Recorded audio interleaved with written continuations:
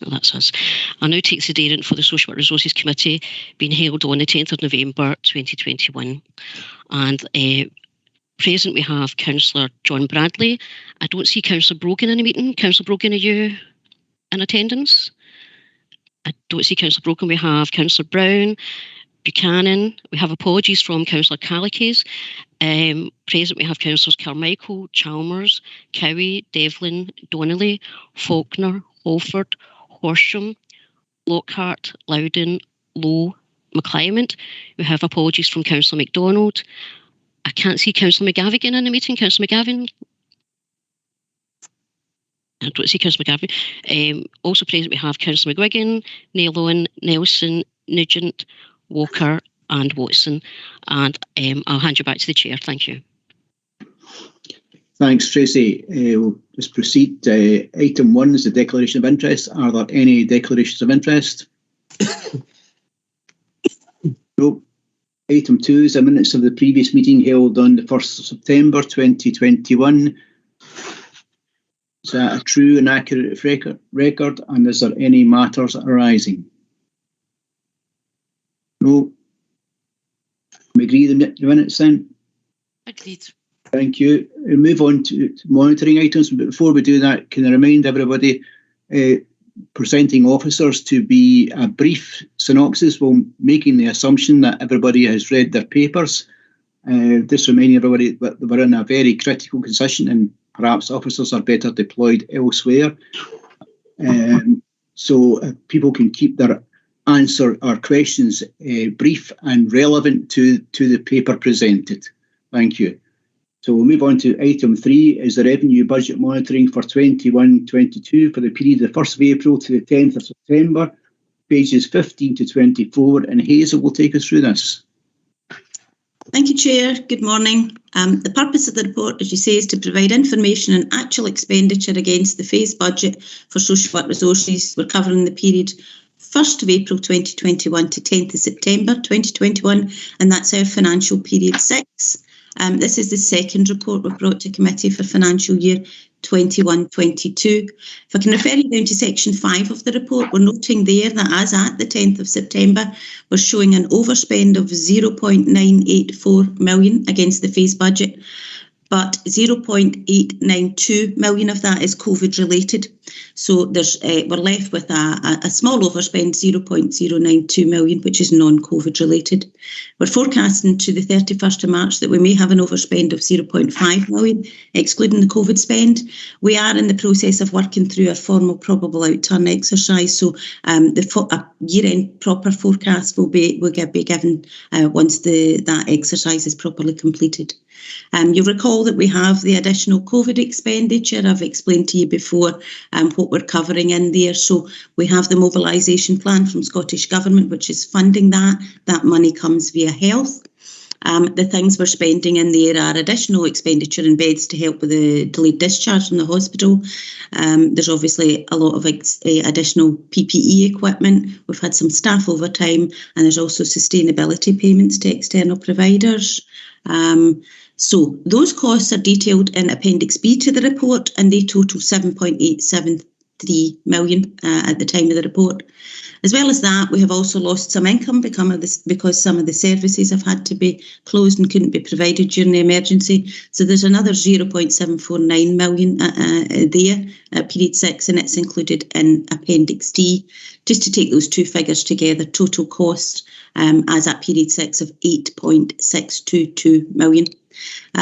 Just another wee bit of information about, as you know, the services are being remobilised and the hospitals are seeing service users presenting with much more complex care needs and therefore requiring higher packages of care on discharge. So that obviously brings with it additional costs, both in the care at home service and also in care homes. You'll remember that there's been approval to recruit additional care at home staff to be authorised, and that's underway at the moment. There's also pressures within the supported living service, direct payments to service users, and also we have some of our savings that we'd hoped to achieve in the year are not fully achieved. So there's additional cost pressures in there of 7.1 million for the current year. We include those in the mobilisation plan. And we're just noting there that service delivery may well continue into future years. So we need to take account of that, try and understand the position there and how we're going to deal with that. You'll be aware that the Scottish Government announced some additional recurring investment funding at the start of October 2021. The national figure there is 300 million, but we don't yet know what our share of that is. So we're working through that. We're planning for future year budgets. The Chief Financial Officer of the Integrated Joint Board is looking at that. So looking to update the financial strategy and understand about the 300 million and how that will help with some of these additional costs there. And the remaining budget gap, how that is going to be funded. So just reiterating that fact that although we're charging staff to the mobilisation plan this year, the mobilisation plan is not expected to be there at all next year, so we just need to understand that position and how we're going to do that. Excuse me. There's also some other costs that we're charging directly to the mobilisation plan. They're not actually linked to ongoing service delivery for either care at home or care homes. So there's a lesser risk of those impacting the financial position, but you just need to be aware that that's currently totalling 8 million, and it's things like staff overtime to cover absence, the PPE hub that we've had to put in place to work with additional PPE, and so on. So again, we are meeting those from mobilisation plan this year, but we need to just understand that as a potential additional pressure going forward. Again, hopefully that 300 million nationally will assist with that, but we need to keep a close eye on it. Just to add further on the COVID Appendix B, that also includes monies for the children and family services, which is not included in the mobilisation plan, just the way the funding works, because those services aren't delegated to the IGIB. You'll remember that we've had additional residential and external placements for young people. We're using the Council's central COVID funding, and we have a separate report on that goes to Executive Committee each cycle. So we have looked again at the costs, those additional costs, and we're attributing some more of that to COVID now. We've had a good look at why those placements were made. But again, similarly to in adult and older people, those placements won't change quickly, so we have to work through what will the impact be going forward. Also, just to note, there is an education element for some of the placements. When the young people are still school age, the education service pays half of the placement, so there's an impact for them too. So in children and family services, there's pressures due to demand, which are also not attributable to COVID. And the estimate of the full year pressure for that, excluding the COVID costs, is $500,000. That's the $500,000 I referred to that we're saying is a potential at the year end that we may be overspent.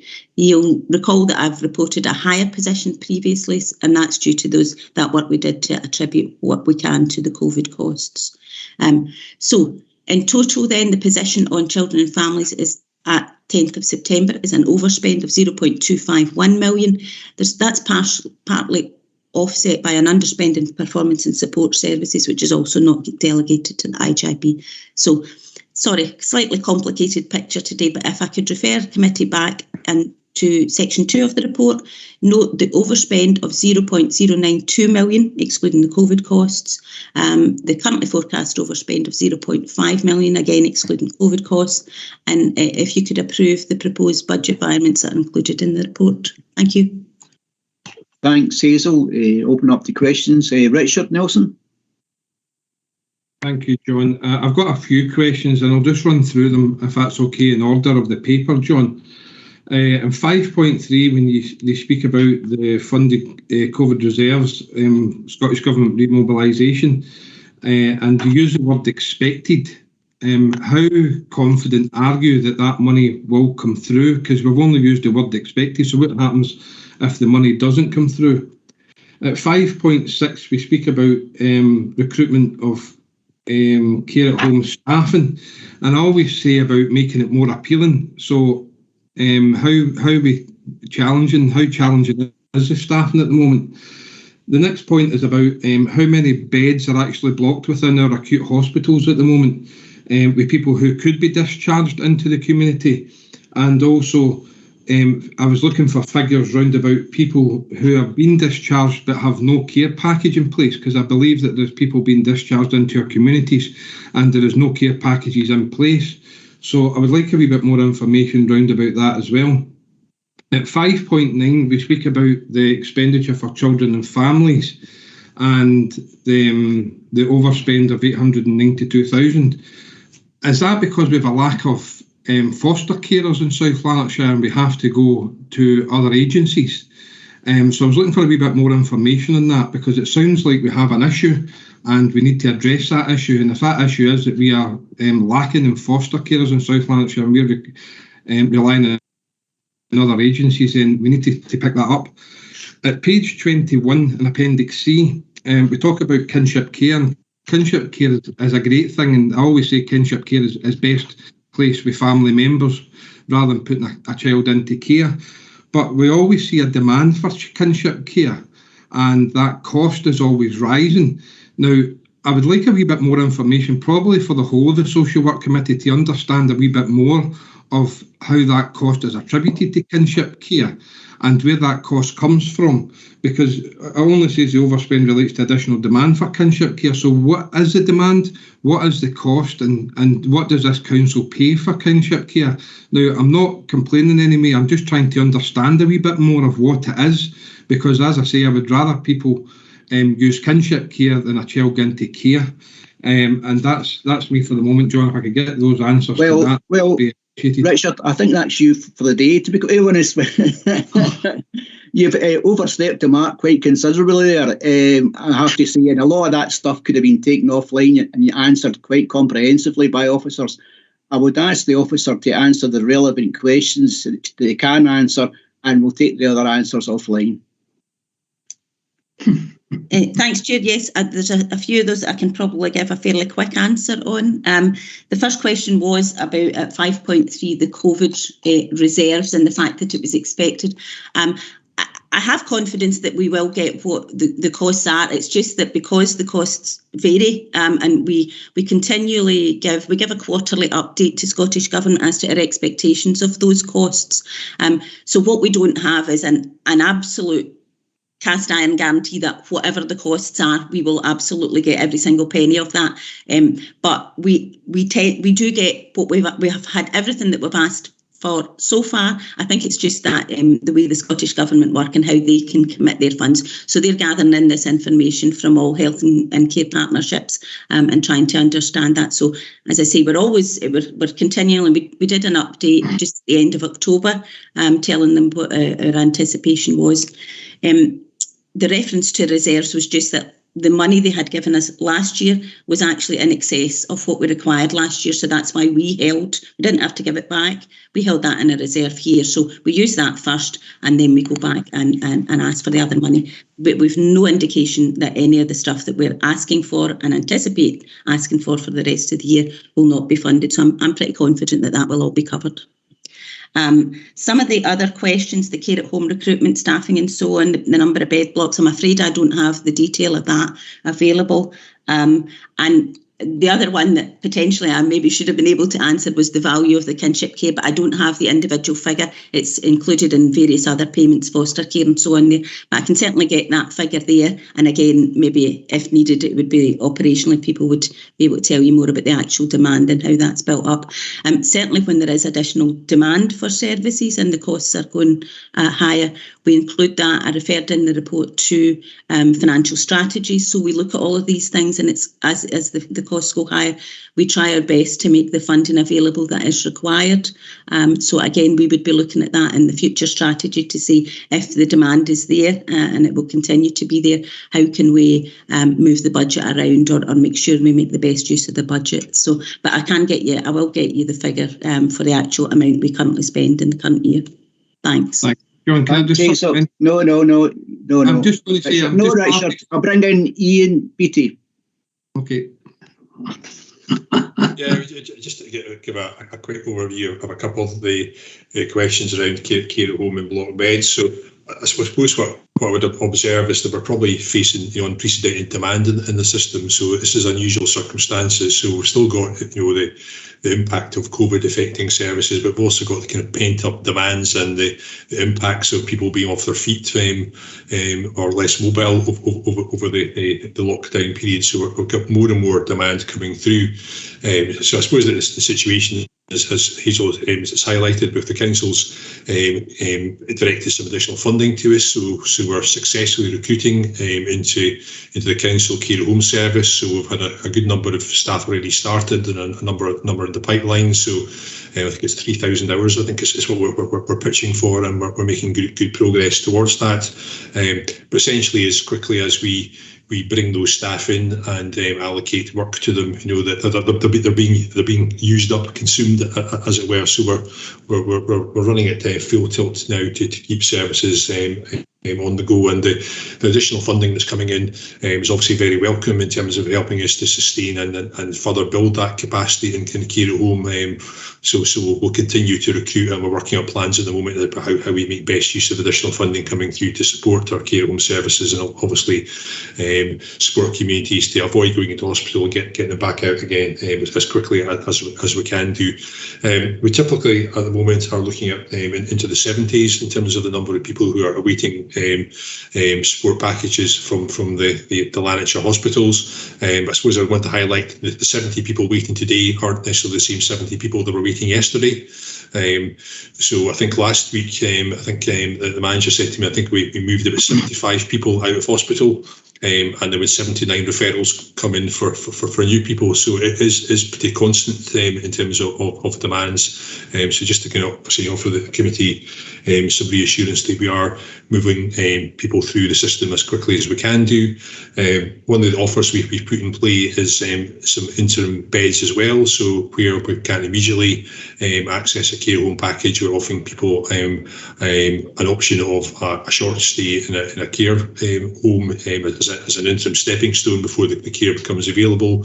And we're obviously fully utilising our intermediate care beds as well, where that's appropriate for folks who need some additional rehab and have got kind of residential orientated needs. So these are folks who are primarily going home with a care home package, need a bit of extra support. So we're pushing everything into the system we can do in terms of available financial resource, available workforce to try and deal with really unprecedented demand across the whole health and social care system at the moment. Thanks, Ian. I move to Alan. Thanks, Chair. Just a couple of questions for Hazel. In this paper, we're talking about a budget shortfall, and later on, we're talking about workforce monitoring. And I'm just wondering where the logic behind transferring 55 staff for social work, frontline staff for social work to finance, with a budget of £2 million, where the logic in that was. Hazel.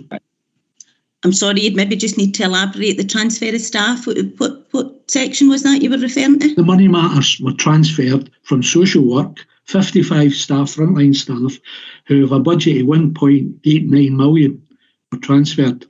Yeah. Okay. Sorry, I just wasn't clear exactly what you were referring to. Yes. So that team, the proposal is that they transfer to a different, so under the auspices of a different service. My understanding is that the service they provide does not change in any way. It's just they're going to be managed in a different section. So although the money is effectively gone from the social work budget, I don't think the money would have been used for anything else. It was a specific kind of almost ring-fenced service. So the service in its entirety moved. So there's no change to the service provided externally. It's just it's sitting in a different place. That's my understanding. Chair, could I have a supplementary? Just on the comment for Ian there about people being discharged from hospital into care homes. That's a cost of £700 per week each. Do we be budgeting for that? A care home £700 minimum per week. So we're taking somebody to discharge them into a home, and it's going to cost the minimum of £700 a week. Is that the case? Yeah, so I can come back on that. So you're correct. Obviously, we have to pick up the costs of the care home bed.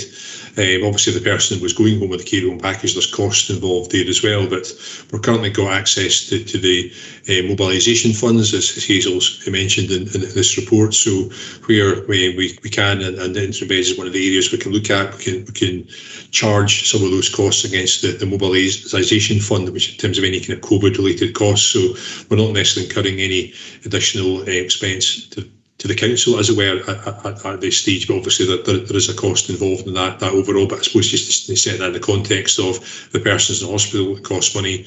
If they're in supported at home, it costs money. So it's just about just where we spend the money, and we're obviously trying to minimise the duration of any individual's stay in an interim facility. We really want to get them back home again as soon as we possibly can. But it's a mechanism that most areas, in fact, the government's now pretty much directing us to be looking at using interim beds as a way of supporting people out of hospital.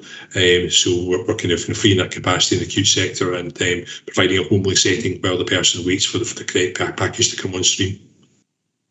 Thanks, Ian. I'll bring in Liam. Yeah, thanks, Chair. I'll probably just be brief to this. Councillor Nelson's question about kinship care and about the Forster placements. I think what I'd be happy to do is do a briefing for all elected members so they can see the balance of care between our internal and external fostering and what the challenges we have with that. That could be an all elected member briefing or just a briefing report. And in relation to the kinship care, I can give a report as well just about the increased demand. The demand is because of breakdowns that happen within the community, and I'm pleased to say that what we do is we maximise the use of kinship care. Hence, the kinship care costs are going up, but that should be balanced against our foster care costs should then not come down, but they shouldn't be escalating as well. But I think a briefing for elected members in relation to the balance of care between internal and external and kinship placements, I can set that up and organise that and put some of the details round about it for all elected members. Thanks, Liam. Robert? Yes, thanks very much, Chair. I wonder if I can follow up on Alan's point a little bit, if I may, because I think he's touched on something quite important there. I mean, we used to have a position, didn't we, some years ago, where there was quite a focus on, if you like, interim arrangements of some sort, rehabilitation places and things of that kind. Now, there must be people for whom that is an actual preferable option towards going home straight away. And I just wonder if we're looking at this, and forget about the short-term thing, are we looking at this in any kind of longer-term way as to whether we require that sort of provision as part of the panoply of things that we do to deal with hospital discharge arrangements? Now, I accept, obviously, there's a greater cost in all of that, as Alan rightly touched on. But having said that, it may be the more appropriate arrangement for some people, might it not? Could I have a bit of flavour about the way in which we approach that?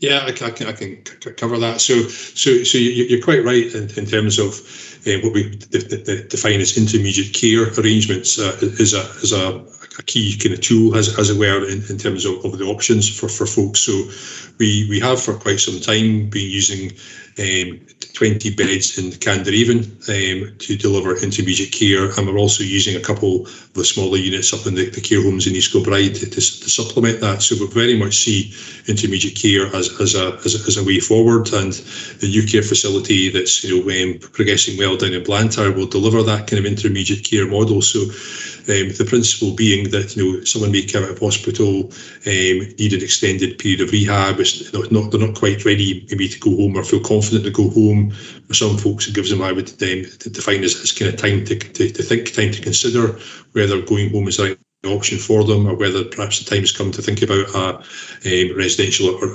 or need nursing placement. So the intermediate care gives us a chance to help the person maximise their independence, do some further assessment in a homely setting, and I suppose for them and family members to have conversations about what's best for them going forward. So it's very much in our thinking going forward. So I suppose I want to emphasise that's different from an interim bed.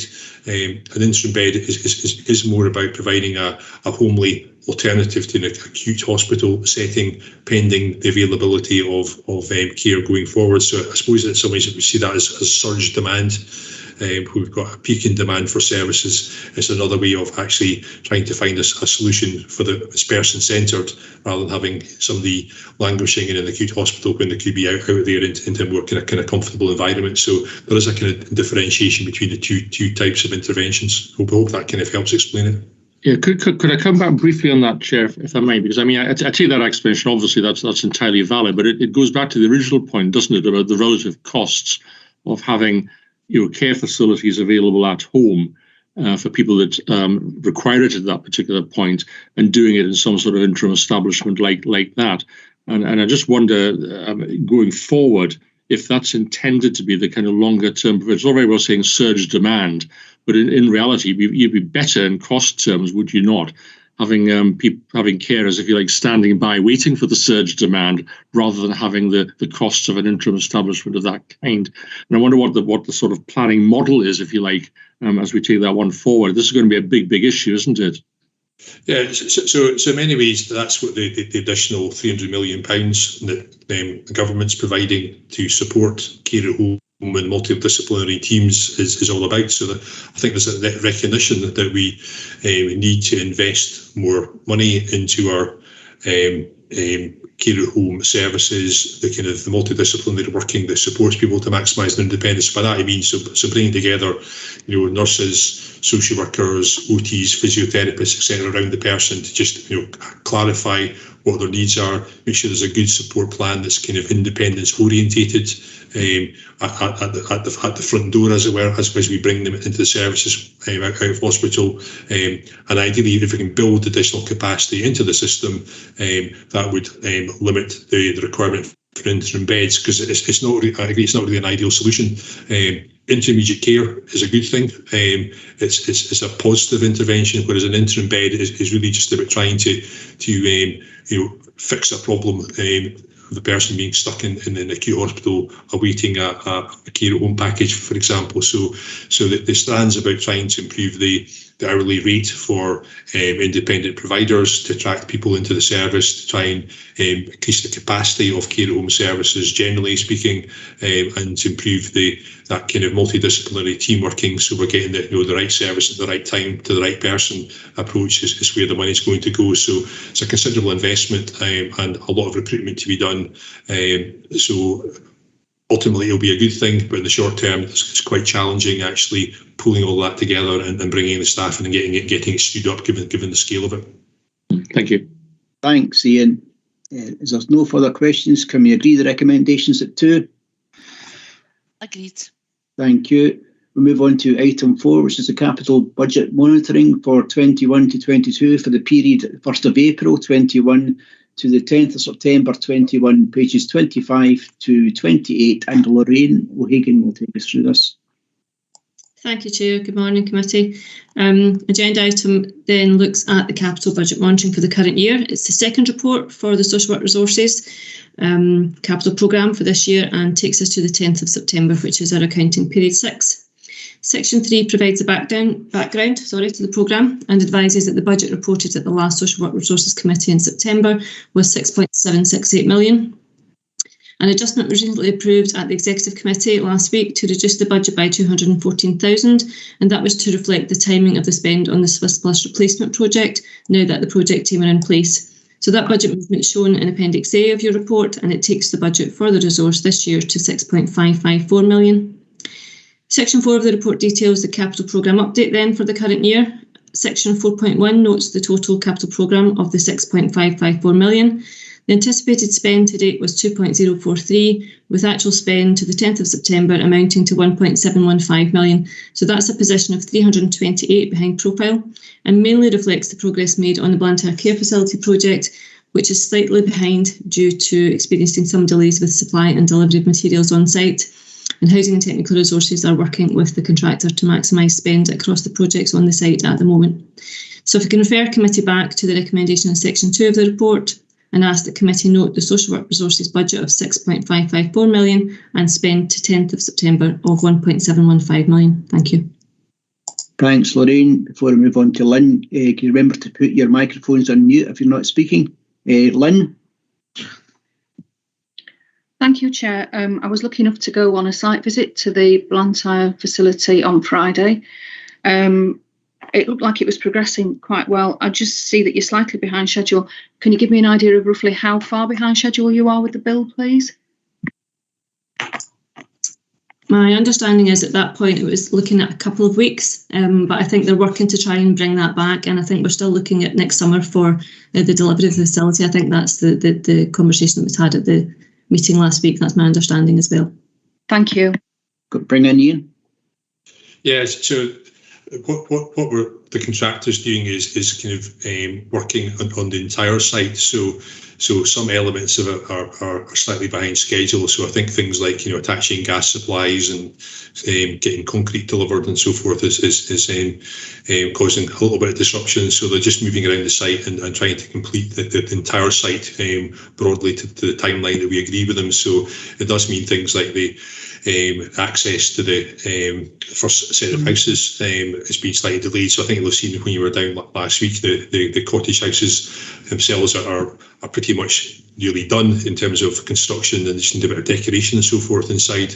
But the problem we've got is we haven't got a road and a pavement to allow safe access to them. So that's the kind of stuff that we're waiting on. So we anticipate we'll have access to the houses in early 2022. The care facility should be concluded by kind of late spring.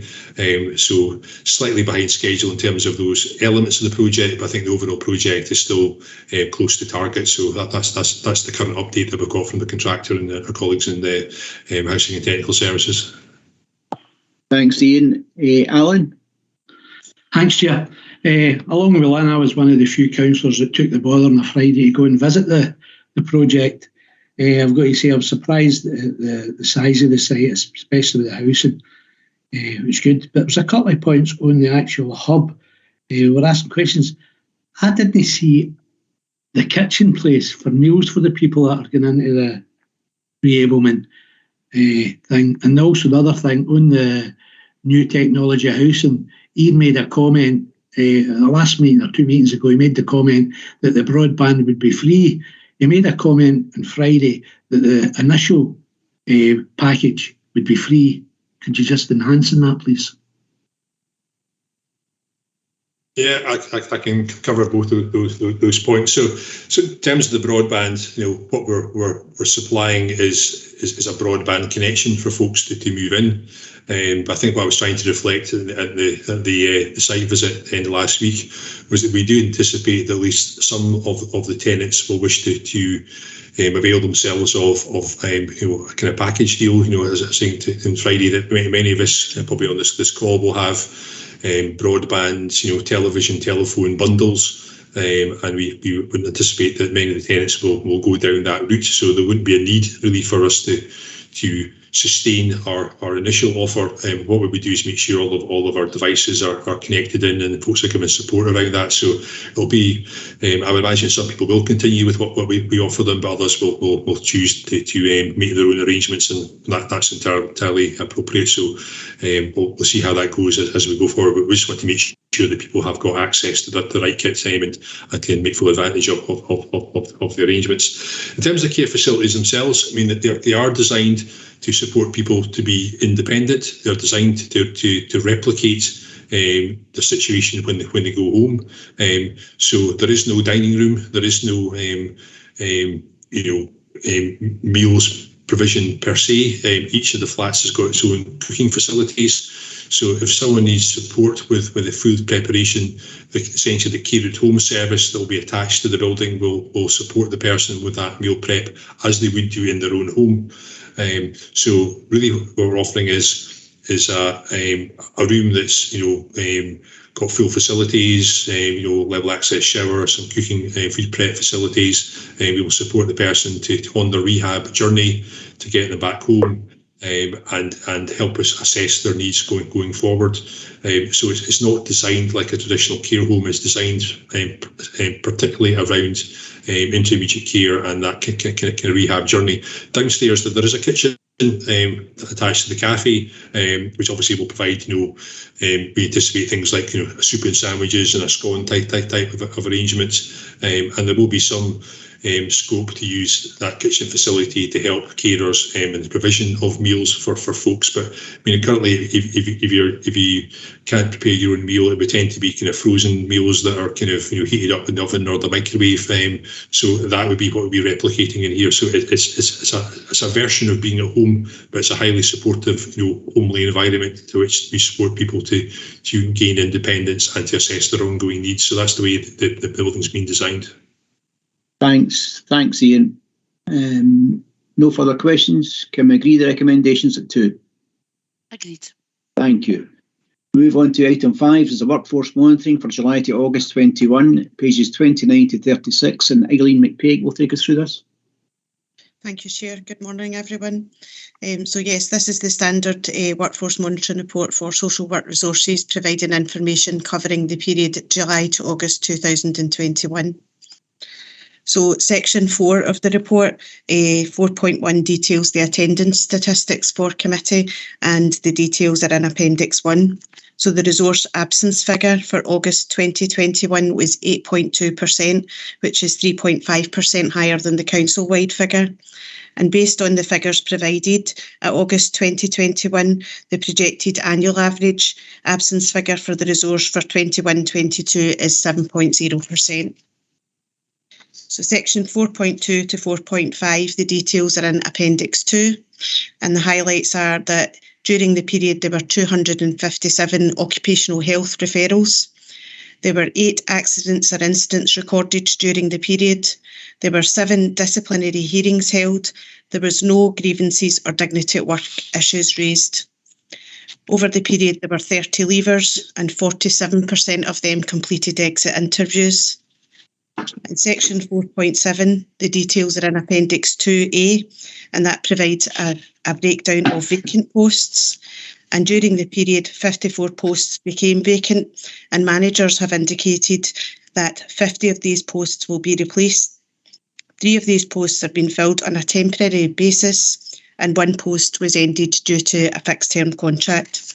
So I'll refer committee back to section 2 and ask that they approve the recommendation that the employment information for July to August for social work resources be noted. Thanks, Eileen. Lynn? Thank you, Chair. There's a worrying amount of leavers from the service in view of the fact that we're struggling to retain staff. I wondered, I mean, looking at the figures, your 30 in your own figures is over 42 full-time equivalents. That's a lot of people to lose, especially in the current circumstances. Is there any chance we could perhaps get a breakdown of the areas that the leavers are leaving from? Is it swathes of people from the same area, like home care workers, frontline staff, or admin, or can you give us any indication at all, please? Yeah, I can get the background of that and get that circulated round. That's no problem at all. Thank you. Okay.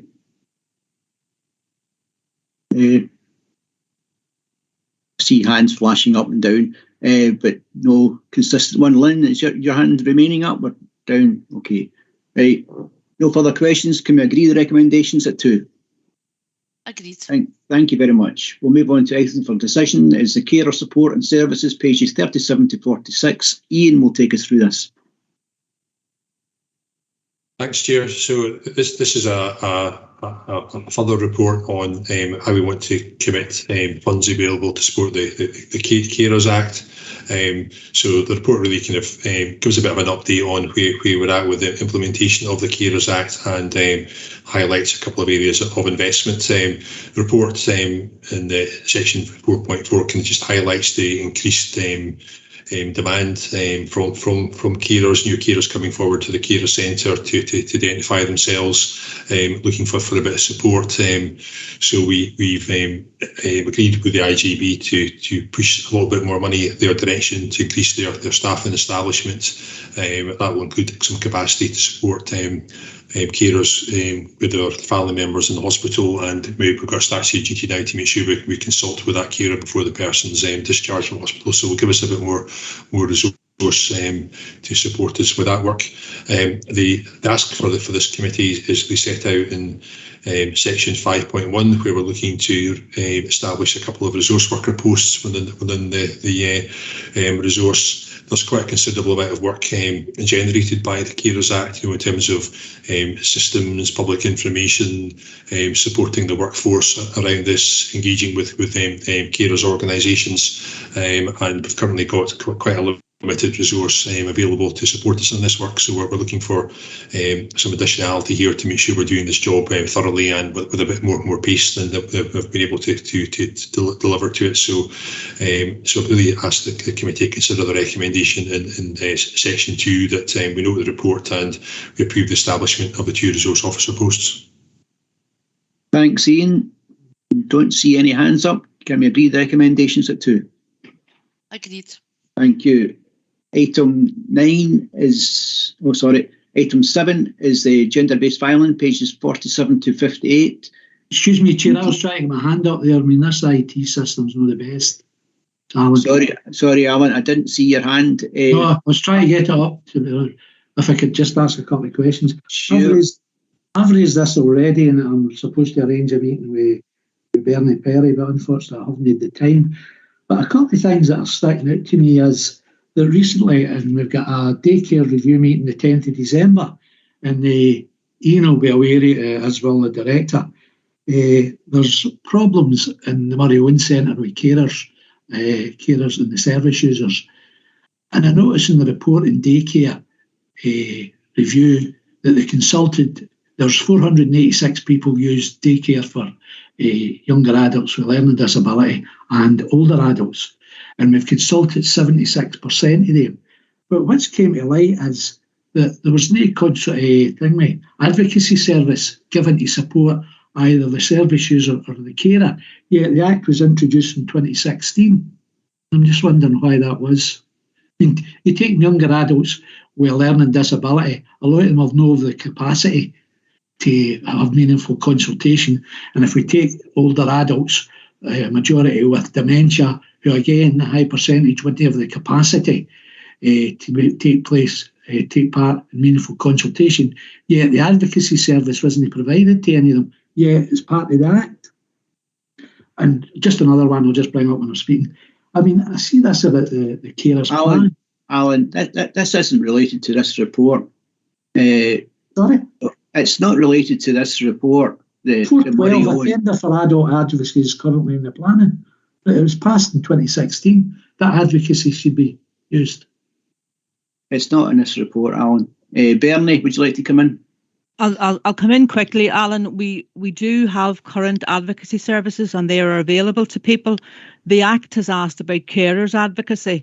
We did pilot some carers advocacy some time ago as a one-off. The demand wasn't exceptional, but to honour the Act, we're now kind of putting some money into the future tender for advocacy to ensure that carers have advocacy. Those service users with learning disabilities would always have access to the Speak Out service managed by Greg Skeffington and his colleagues, and the TAP service managed from the advocacy service in Glasgow. They're still there. We had monitoring meetings with both services recently, so how we can say we don't have access to advocacy, I can't understand, Alan. I'm happy to have a conversation with you after the meeting again. Thanks, Bernie. Right, we'll move on to item 7, which is the gender-based violence, pages 47 to 58, and Liam will take us through this. Yep, thank you, Chair. The purpose of the report is to ask the committee to support the collaborative work of the South Lanarkshire Gender-Based Violence Partnership. We're also updating the committee on the local and the national statistics which have now been published from Police Scotland, and we're bringing attention to the Violence Against Women Network position on restorative justice. The Section 3 of the report just gives some background to the gender-based violence and the Equally Safe Scotland strategy, which is about preventing and eradicating violence against women and girls. And it also highlights that the South Lanarkshire Gender-Based Violence Partnership is the vehicle for delivering that locally. Section 4 in the report gives the updated position in terms of the Crime and Justice Annual Report, which has now been published, and these are figures for 2019-2020. There's always a lag in the figures But what you'll see within that is that gender-based violence and domestic abuse referrals are increasing, and it was a 4% increase from the previous year. And in relation to a South Lanarkshire position, it was a 3.3% increase. The most common assault or the most common offence is actually assault against women from perpetrators, and you'll see that 82% of all incidents are male perpetrators against females and children. Also, in terms of that, in terms of the stats, you'll see that 49% of the incidents are from people who are ex-partners as opposed to current partners. The Section 5 gives a statement on the National Violence Against Women's Network and the Scottish Women's Aid position on restorative justice. And restorative justice has been rolled out nationally as an alternative to custodial sentences. But there's a concern that this can't be and shouldn't be the approach when it comes to domestic violence or sexual violence, and Violence Against Women Network and the Scottish Women's Aid have made a positional statement within that. And the South Lanarkshire position is to support that statement, and there will be further ongoing discussion nationally. Section 6 gives a background to the Safe and Together work that's been undertaken, and you'll see that this is an internationally recognised suite of tools and interventions for local authority workers, third sector workers and public bodies. And it's about changing the narrative about being domestically abuse-informed practitioners. But it's also changing the narrative away from victim blaming, and it's actually putting the onus on the perpetrator to be responsible for their behaviour. And that training and work is undertaken now within South Lanarkshire. Further in Section 6, you'll see that the Gender-Based Violence Partnership has been successful in an award in delivering Equally Safe with Scottish Government funding, and that will be done within South Lanarkshire Council. And the aim is to actually train 25% of all our staff to be domestically abuse informed. So if we can refer members back to the recommendations, it's about noting and supporting that approach within the partnership. I'm happy to take any questions, Chair. Thanks, Liam. Richard? One at a time, Richard, now. I'll try and be quick as I can, John, before you shut me down again. Which was quite disappointing, John, because for democracy in South Lanarkshire to hold the officers to account and administration, I think we should be allowed time to speak. But anyway, I'll move on. Well, it's getting time, Richard. I think you got plenty of time. I was only trying to come back in, but anyway, Chair, we'll take that up outside the meeting. To be honest, I feel some difficulty with the gender-based violence that's presented here, Liam.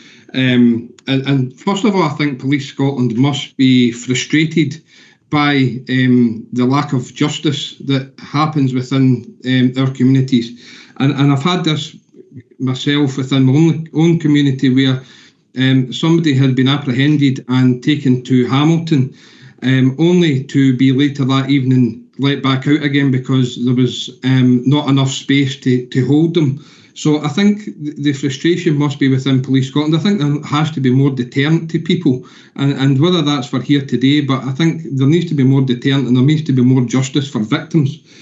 In 6.3, we look at the lockdowns and school closures, and that having an impact at that time on social work, who I believe are doing limited visits at that point, although other health and key professionals were still carrying out frontline services, and the demand was still there for domestic abuse.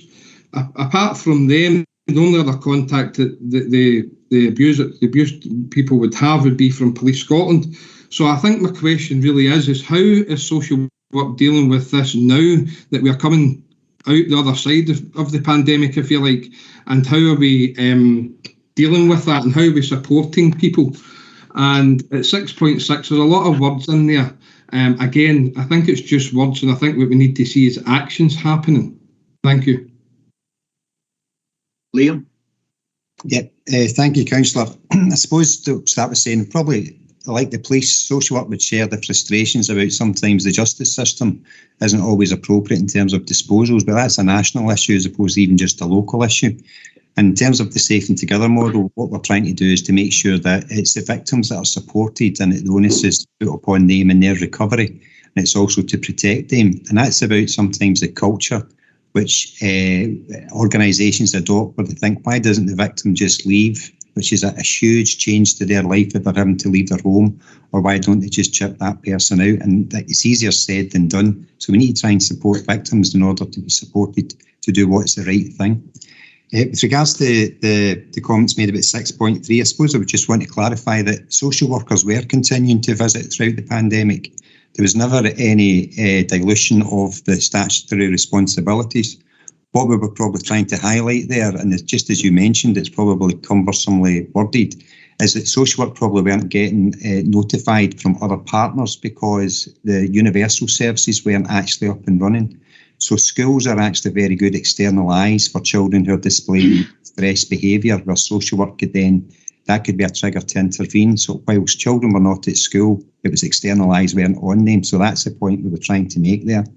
The other thing as well is that this is for 2019-20, the figures that have been disclosed. I think what we will see and we're predicting to see is that for 2020-21 we'll see probably an increase in a spike.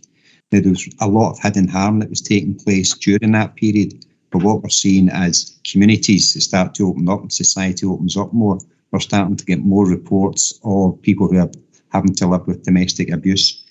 In relation to the warm words at 6.6, I suppose what I would say is the gender-based violence partnerships, our role is to make sure that it doesn't just become warm words and it becomes actions, and that is about challenging ourselves but as well as our partners, and it is a full partnership approach to start to do things differently going forward, and we shouldn't accept the status quo as a way forward. I think a lot of this is about culture change, and we'll hopefully try and change some of our own cultures, but also some of the cultures across the partnerships as well. Thanks, Liam. Eric? Hi.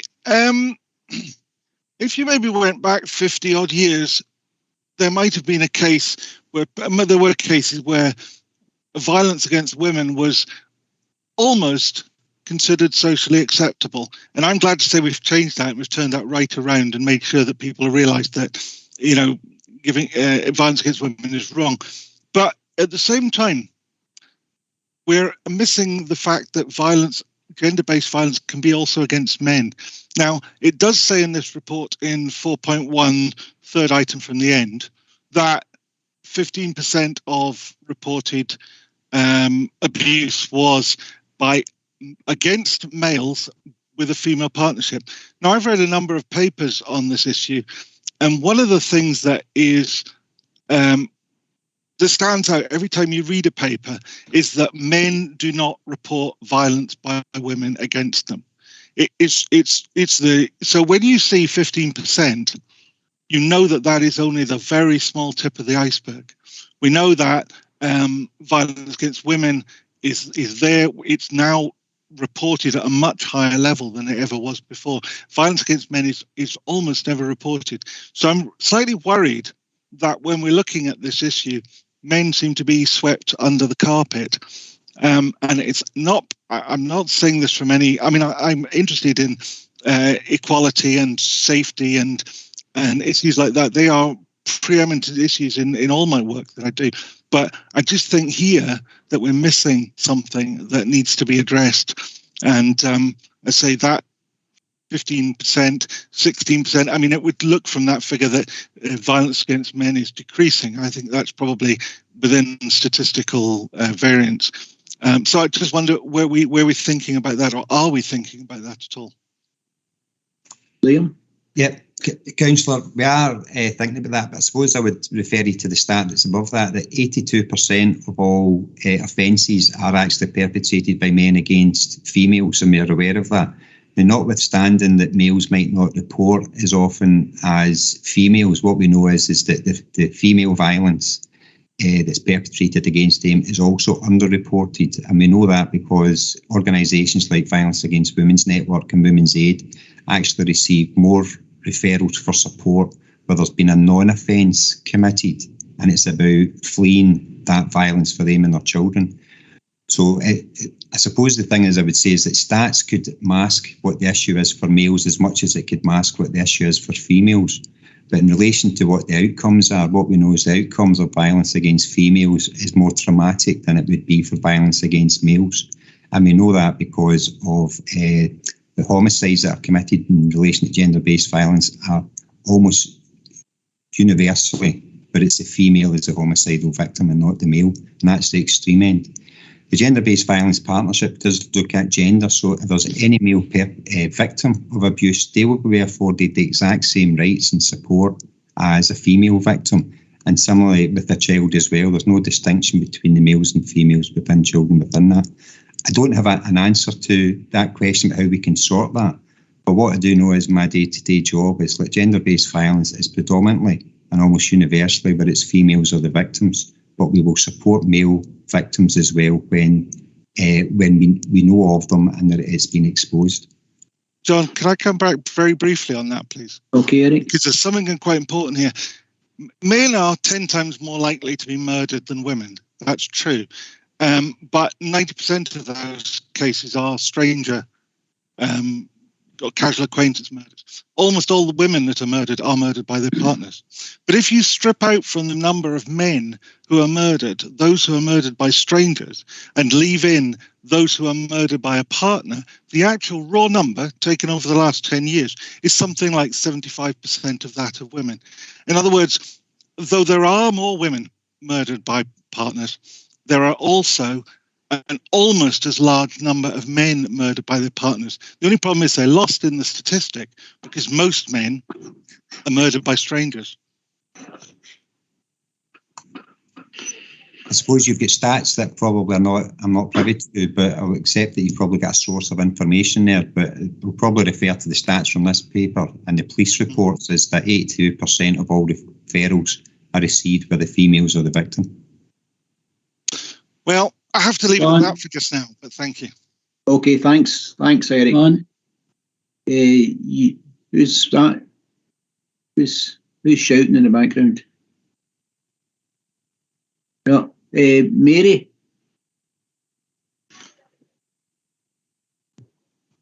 Thanks, Liam. I mean, I think the report is very, very revealing in terms of the figures and that we are nowhere near dealing with this problem of violence against women and girls and the work that Women's Aid has to do. Now, you made a point which I thought was very valid, and that was that we get the perpetrators to deal with their behaviour themselves and take that on board. Now, we had a programme, which was the Caledonian Project. Is that still in operation to help, help perpetrators deal with their behaviour going forward so that we can turn that around? Could you enlighten me on that, Liam? Yeah, thank you, Councillor. Yeah, the Caledonian programme, it's run by Justice Services in partnership with Women's Aid, and it works with the court service, and that is still running within South Lanarkshire. And South Lanarkshire, we get money from the Scottish Government, and it's about rolling that out. We've extended, you might recall a previous committee where we actually extended and put additional funding in through the Justice Services to enhance that. And that was predominantly because the number of referrals that were coming through have escalated and we need to respond to that demand. So that programme's still running. It's currently been evaluated for South Lanarkshire. Our mid-term report is indicating that we are doing well with that, and notwithstanding the pandemic as well, we continue to do those interventions with those male perpetrators, and we looked at safety models for the victims, whether it's females, males, because there were male victims as well, but also the children within that. So that programme's still running, and we get a conclusion about the evaluation. We'll bring that back to the committee as well. Thanks, Liam. Joe, did you want in? I did. You know, I'm a member of the South Lanarkshire Safety South Lanarkshire Board, and I've never heard this getting brought up, that people have been transported from Carstairs to Hamilton, because unfortunately in 2011 the Scottish Government thought they would take them to under their wing, and we've never looked good. In Hamilton, 2 police officers to deal with the whole of Hamilton. So what chance have we got of taking in prisoners at Hamilton very few. So I would say to Liam to get this on the agenda for the Safer South Lanarkshire and let us deal with it there. Thanks, Joe. Any further questions? No, can we agree the recommendations at 2? Agreed. Thank you. Right, moving on to items for noting. Item 8 is the Care Inspectorate updates for registered social work services, pages 59 to 64. And Liam will again take us through this. Yep, thank you, Chair. Committee, this is the report that we said we would bring 6 monthly to the committee with an update of all Care Inspectorate grades. You'll see section 3 just gives a background to the Care Inspectorate responsibilities and the responses to that. And you'll see that the only inspections that have taken place at 3.4 have been the Hamilton Blantyre Care at Home Service and the Rutherglen Care at Home Service over the past year. So that's the only update we can give with regards to that. You'll see within the appendix attached that gives the highlight of all the inspections from when the last inspection was and what the current grades are. The Care Inspectorate's activity has actually diminished over the past year because of the pandemic, but they still keep in contact with us with regards to standards, but it's not a full inspection. But the appendix gives the update of all the inspections to date. It was said the only substantive inspections have been the 2 that you have already been briefed on, and that's the Hamilton Blantyre Care at Home and the Rutherglen. So it's just for noting for the committee. Thanks, Liam. Robert? Yes, thanks very much. I wonder if Liam could make any comment on those 2 reports, Hamilton and Rutherglen. I mean, they both show adequate in terms of the major reports there. Now, given the input that has been made into both these services over the period, the moratorium that existed for a time as well, and the background we've had of other demands on the service, can you give us any more flavour of what adequate means in this context? I seem to recall it being explained to us before that this was a kind of time-based thing, that they couldn't move it forward from that because of the fact that there'd been earlier problems. That seems a bit unsatisfactory. Can you give a bit more flavour of that, if you don't mind? Because that continues to be worrying if it continues to be at an adequate level only. Yeah, I'll give a brief, and Ian might want to step in, but in relation to both the Hamilton Blantyre and the Rutherglen, we were actually down as weak, which was a significant risk. In terms of the inspection, what we need to do is demonstrate progress. So you would go up in a sliding scale, so it would be weak to unsatisfactory to adequate to good. What you probably see within these 2 inspections, which we think is a positive, we've actually jumped unsatisfactory from weak to adequate. So what they've seen is that we've made significant progress over a short space of time, and that's what we wanted to demonstrate. The Care Inspectorate will only give major improvements if you can demonstrate the major improvement, or they'll only give an upgrade if there's a significant improvement. They don't actually say that you stand still. An organisation that stands still loses grades. So the fact that we've gone up 2 is quite unusual, and it's a positive step. But what we need to do is maintain that going forward. So when we get inspected again, we can't be demonstrating the same standards. We need to demonstrate improved standards in order for us to move up to a good grading. I don't know if Ian would want to say any more with regards to that. I don't think I'm much more to add. I mean, other than the inspectors in both services were very encouraging of the current management team's actions to improve the service. We're recognising they were on an improvement journey, and that there was other steps being taken to further improve the service. So the impression we gained was that we continued on the approach we've taken. The next time they came back to inspect, we would be consolidating and hopefully improving on these grades as we continue to move forward. And I would agree with Liam that it's actually unusual that we got such a jump in terms of our improvements, because I think they were quite impressed, surprised even that we managed to make such a change in the situation in what's a relatively short time, albeit they go now for a couple of years from end to end. What's the actual time scale, if any, Chair, for any further reports on this? When would we like to be inspected again? You don't really get warning when you're going to get inspected, Robert.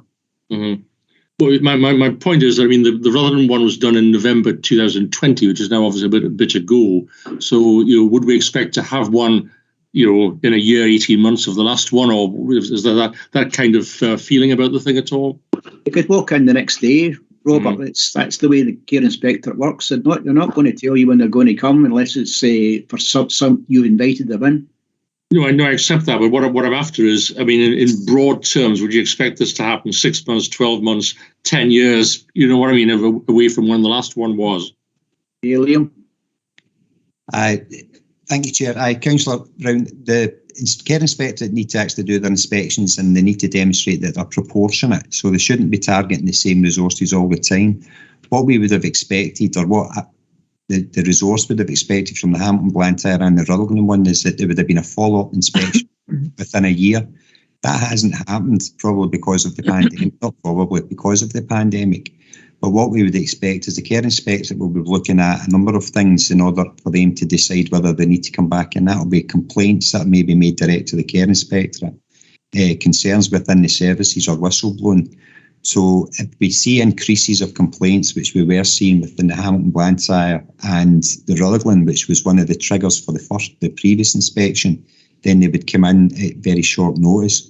But we would expect, with what those two services have been through, that it would probably be an annual inspection that we would see. So what the services would be probably expecting is the care inspector to come in at any time, and they would give us 4 weeks notice that they're coming in to do that. So these services are constantly on high vigilance and alert about the care inspector coming in at any time at this stage. Yeah, thank you. Thanks, Liam. Lynn? Thanks, Chair. Just to labour the point, so do we have your assurance then that you're going to strive to continue to improve so that we get upwards from adequate, not going to take the foot off the gas, so to speak? I would say yes. As the Chief Social Work Officer, you've got my assurance, and I would probably give Ian an opportunity to speak as well. We can't allow these services to wither on the vine as previously happened, and what we need to do is make sure that we've got the resources, the correct managers in place, and the training and guidance for those staff. I'm confident that what we're doing is we're actually undertaking those responsibilities currently, even during the pandemic and the crisis that we're facing. And these were two of the only services nationally that were inspected during the pandemic and actually demonstrated that they were able to improve their standards. So we can't afford, in terms of our professional registration status, to take our foot off the gas, and we will continue to raise that. If there's any issues, we'll bring that back to the committee as well. Thank you. Thanks, Liam. If there's no further questions, can we agree the recommendations at 2? Agreed. Thank you. We'll move on to item 9, Family Centre Provision, pages 65 to 70. And Liam's going for a hat-trick. The only hat-trick I've ever scored in my life, if I've ever been. But thanks, Chair. The paper, this is an update for the committee in relation to the work of the Family Centre provision. Probably just to give you a wee bit of background, the Family Centre were put up as a savings, or one of the options for savings last year. And what came out of the consultations with that, there was a lot of elected members weren't aware of the actual work that took place within the family centres and wanted an update to what they undertake.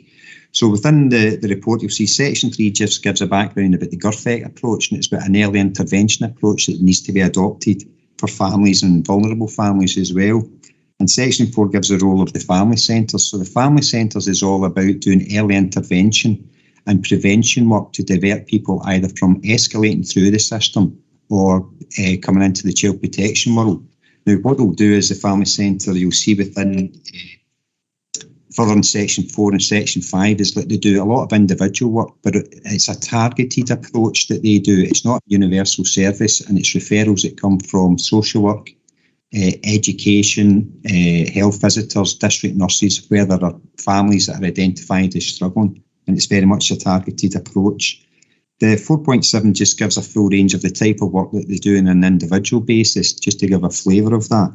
In Section 5, you see a range of the group work provision that takes place.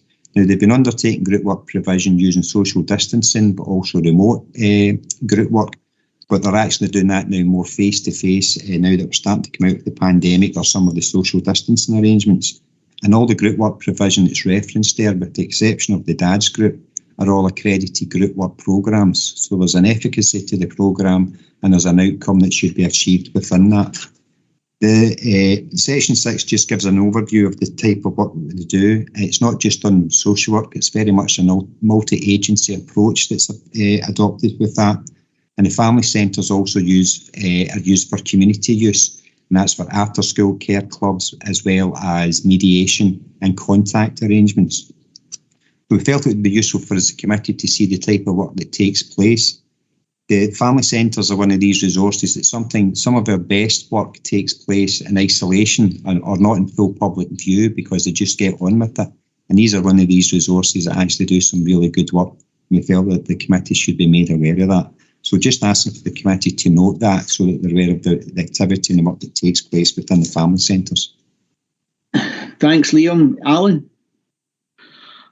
Thanks, Chair.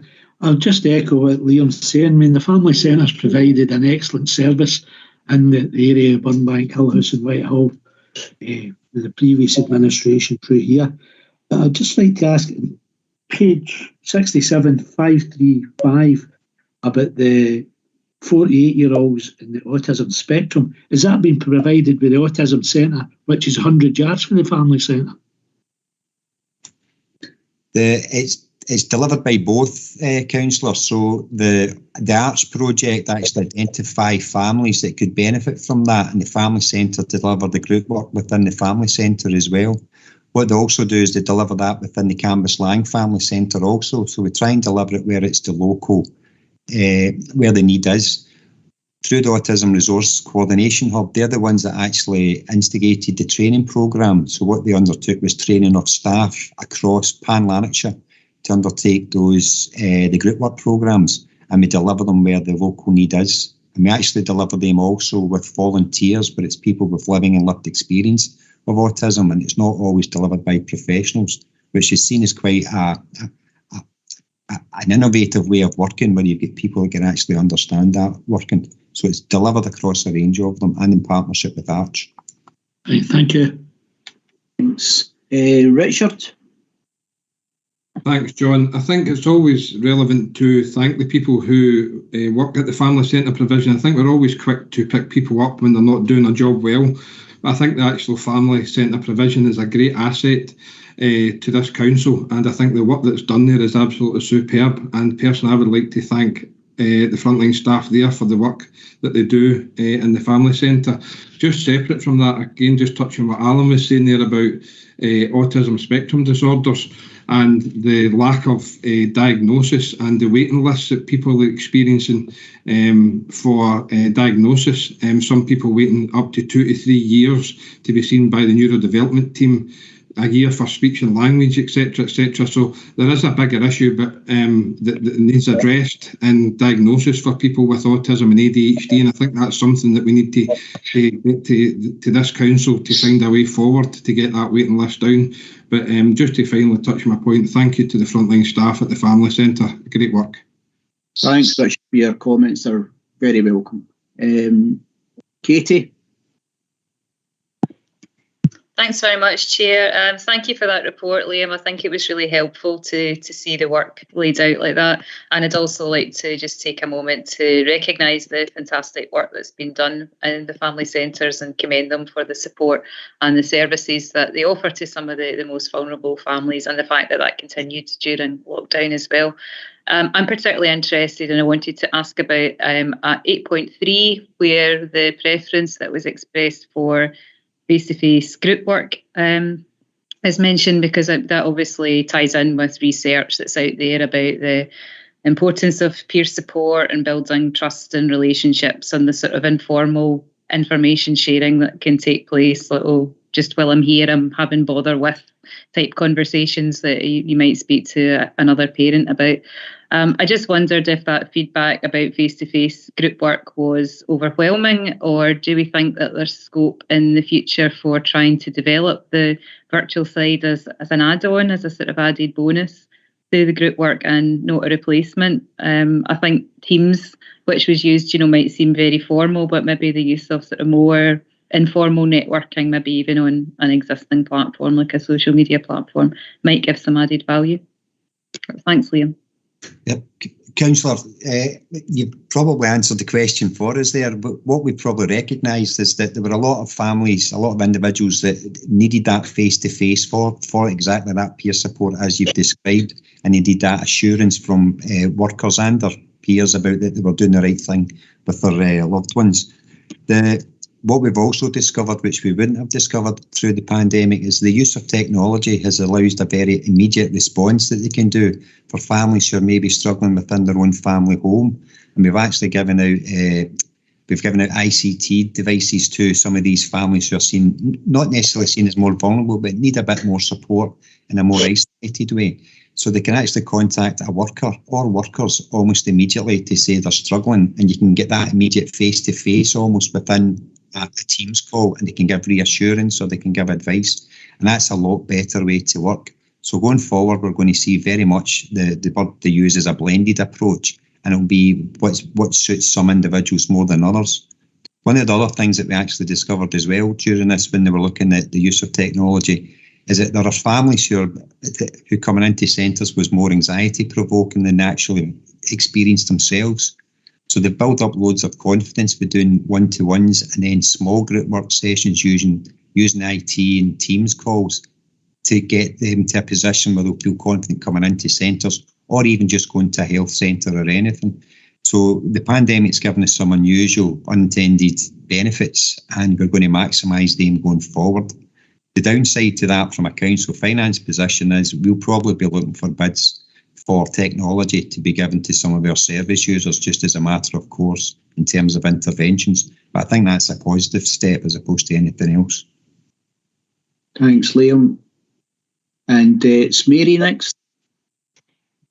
Yeah, it was just to echo a lot of the comments that have been made by committee members. I think it's great that the Family Centre was saved.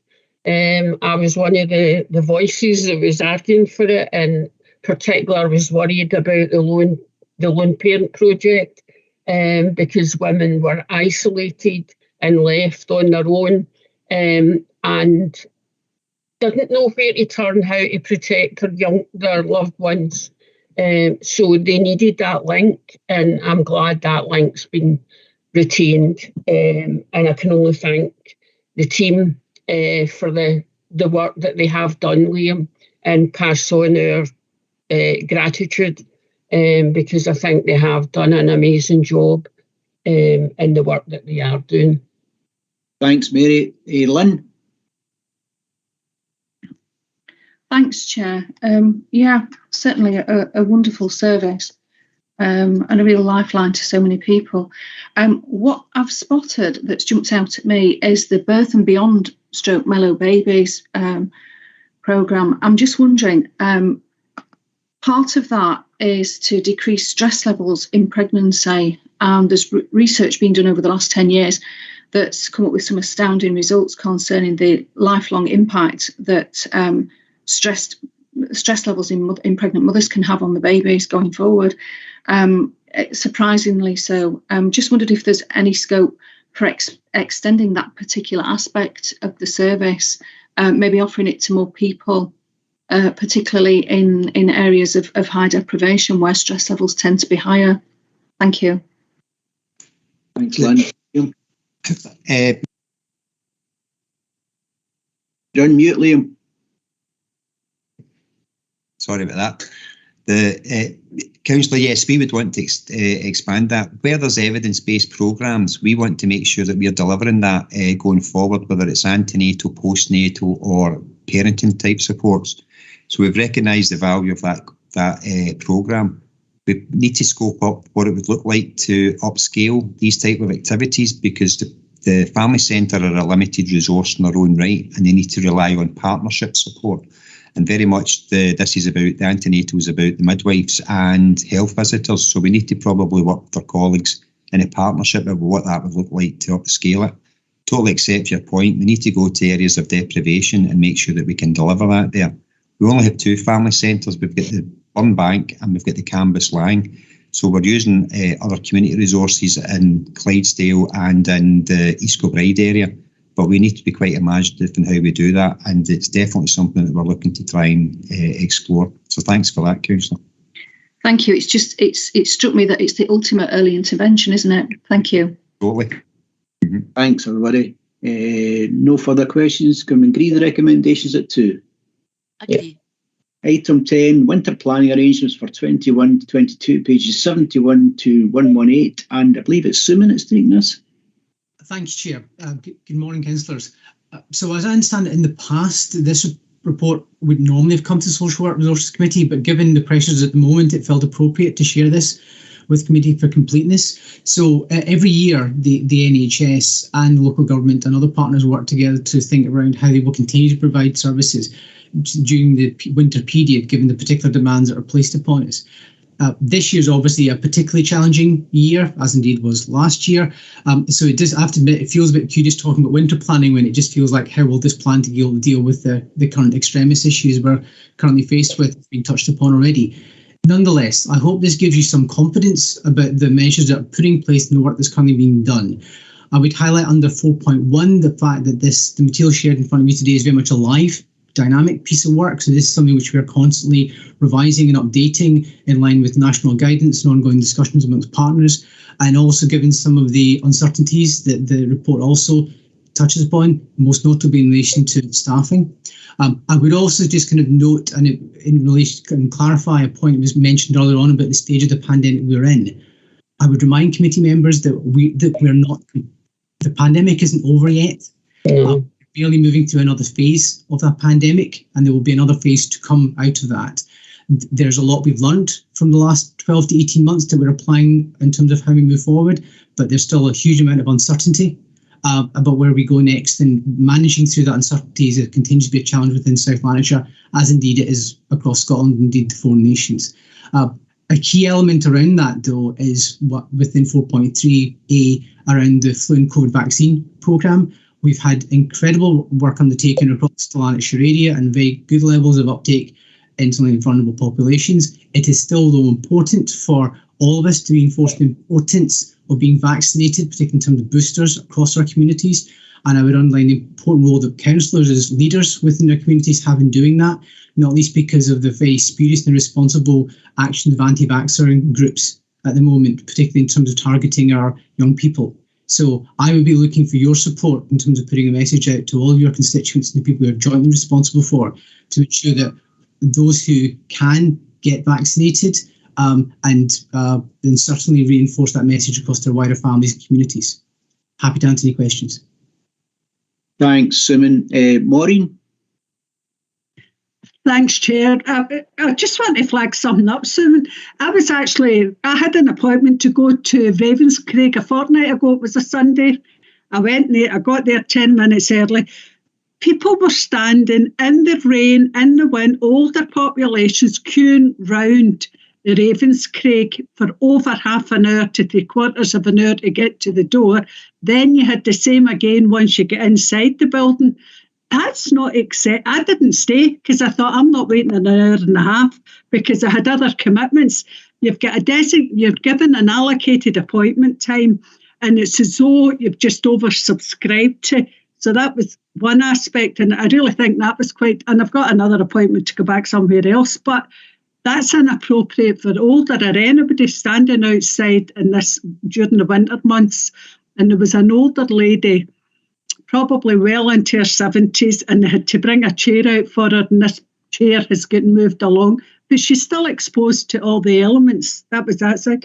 There was another incident with one of our colleagues, and it was a child needing to go to out of hours, but they were told Douglas Street were closed, and they had to go up to Hare Myers A&E. And apparently when they got to Hare Myers, it wasn't closed, so there was some confusion there between the ambulance guys and out hours. I have no idea what happened. I don't know if they contacted you about it or not.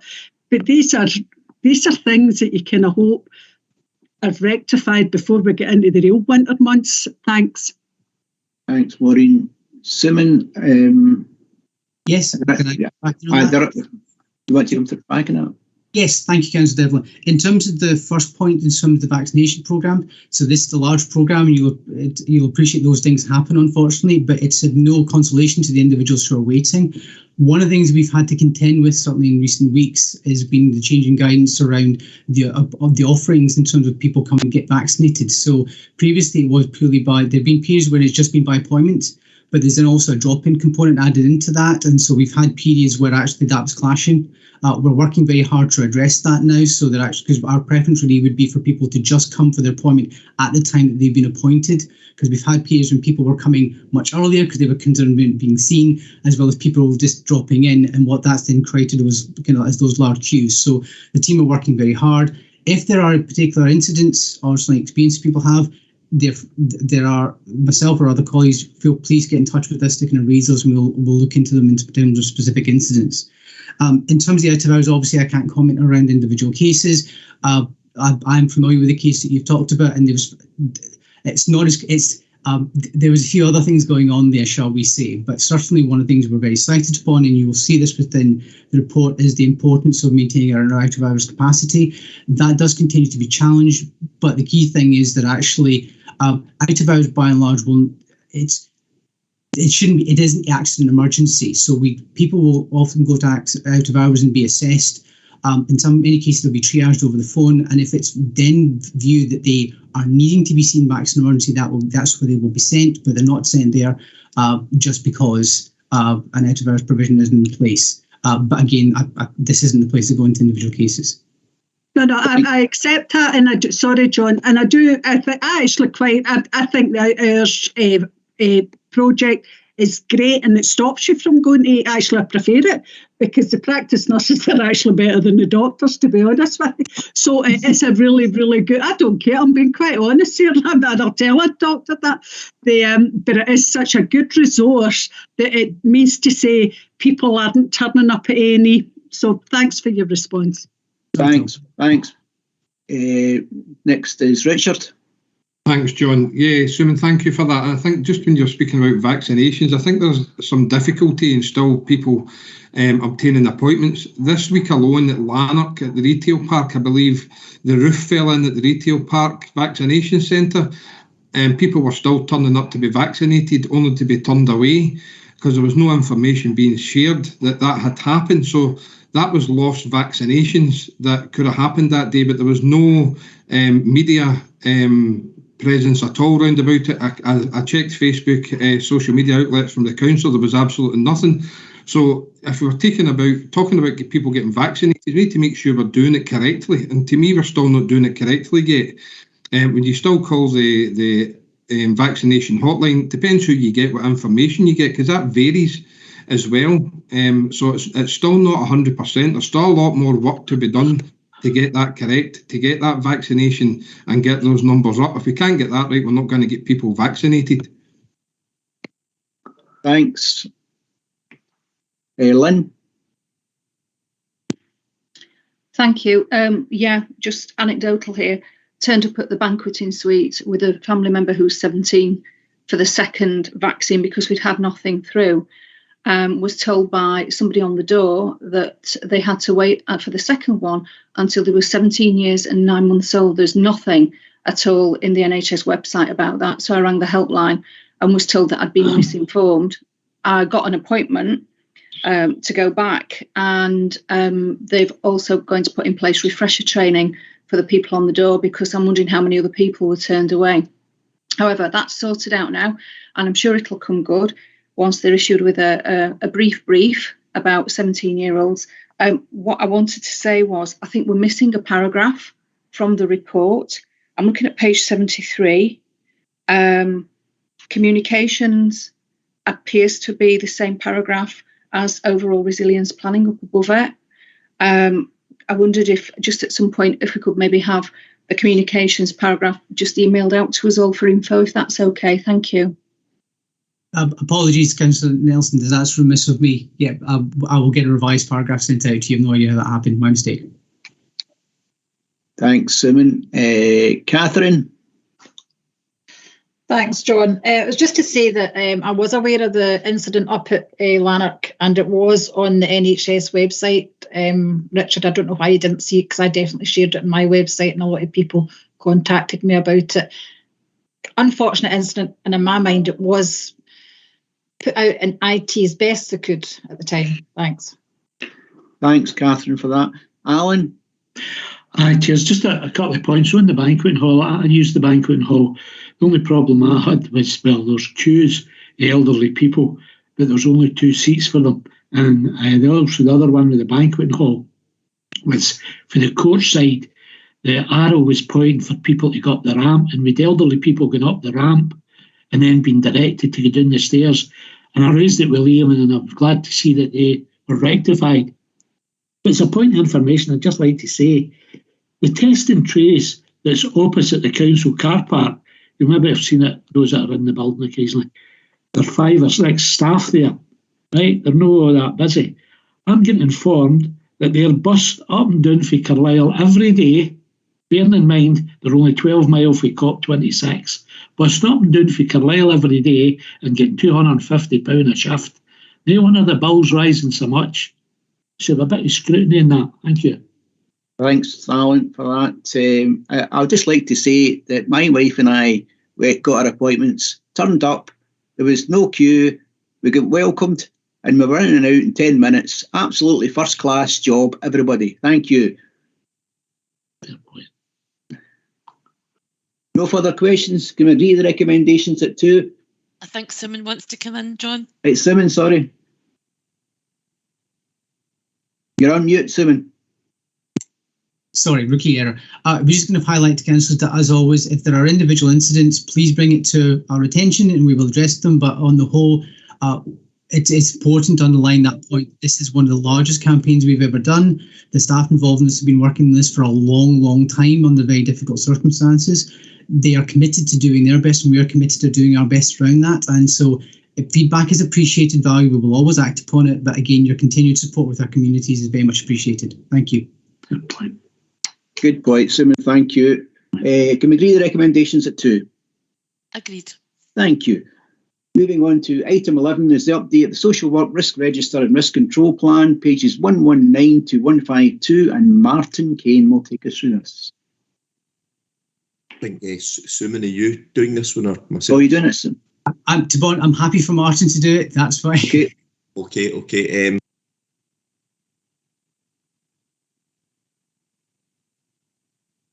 Sorry, I'm on mute here.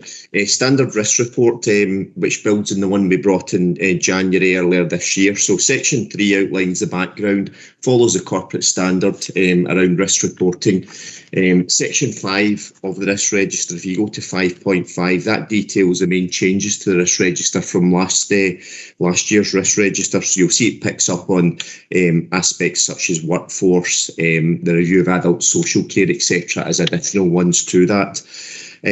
Section 6 just covers some of the insurance hotspots that we obviously have to take account of year on year. Just in terms of Section 7, you'll see there under Section 7.3, there's a recommended residual risk appetite scoring under that, and I'll just pick up on that just if you turn to Section 7.4 of the report, where it notes that our risk profile is slightly higher than what would otherwise be expected. But you'll see from the risk register that's primarily to do with things like workforce availability and some of the other risks that Suman referred to just under the winter planning report.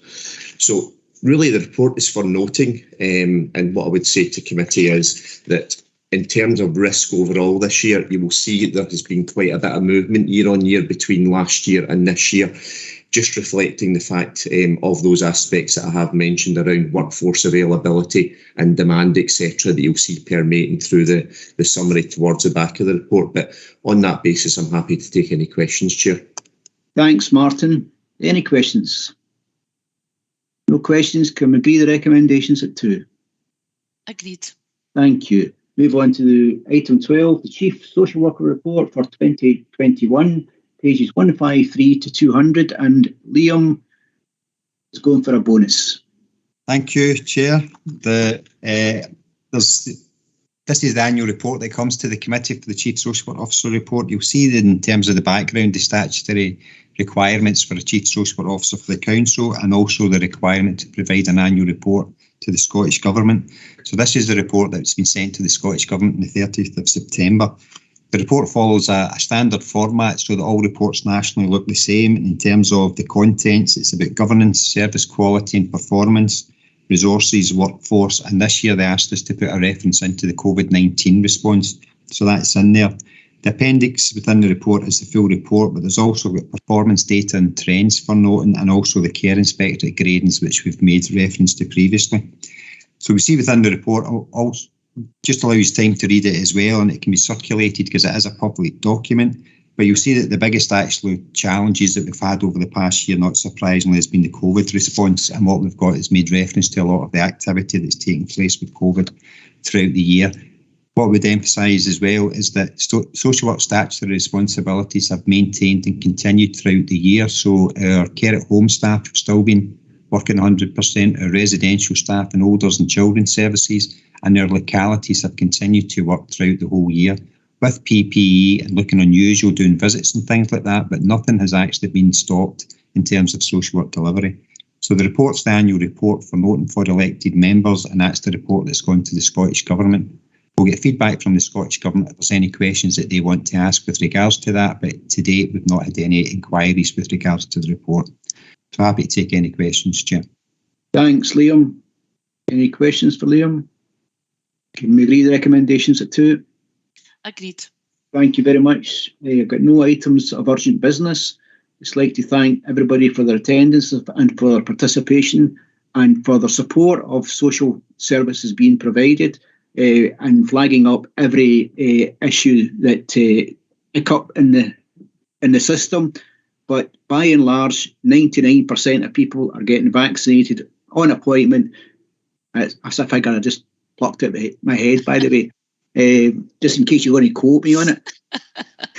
But by and large, they're getting seen on time and vaccinated on time. And there are going to be hiccups, and sometimes people give their opinion without any lack of knowledge. And I do apologise for that, but people are people, wherever they are, and sometimes just put their big foot in it, a bit like myself. So anyway, thanks everybody for your attention and your attendance and participation. Thank you. Thanks, Chair. Thanks, Chair. Bye.